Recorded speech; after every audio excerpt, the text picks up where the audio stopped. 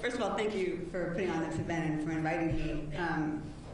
I like to just say the way I think about this issue is really in terms of being a symptom. So for me, the tragedies that come out of food safety breakdowns are part of the symptoms that include our destruction of the environment, our chronic disease problems, the way we treat animals, the way we exploit workers, all part of this picture of a food system that Patty was talking about. And that's also connected to me to answer your question more directly, our broken political system.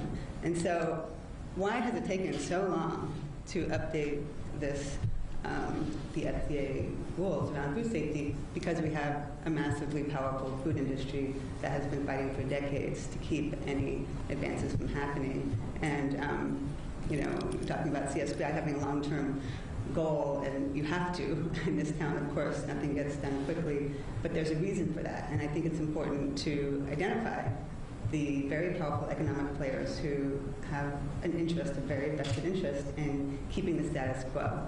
And of course, that's connected to much broader problems in this town about how corporations tend to influence public policy.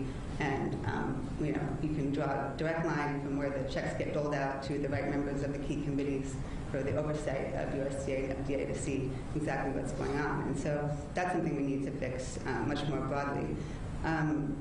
Just for a moment to talk about the symptoms, because I think it's also important to realize how is it that we have this food system that breaks down so often? And a lot of it is because of the consolidation that we heard about, but it's also because we have a system so heavily centered on and supported through animal agriculture.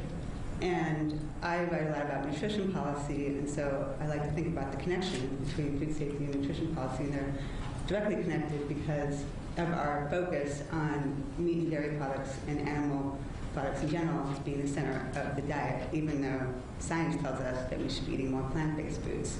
And so when I talk to my vegetarian friends who think they're smug because they're not going to get E. coli from eating a hamburger, I remind them, well, guess what? Your spinach is getting contaminated from the factory farm runoff, from the cattle ranches. And so, we're all affected by this, and it's a system that unfortunately runs very deep, and it's not going to change quickly. And but for me, the question really is, how do we prevent these problems in the first place? I think very much from a public health perspective, and laws can only go so far. True prevention, I think, really happens by changing the system, and got a lot of work to do to change that.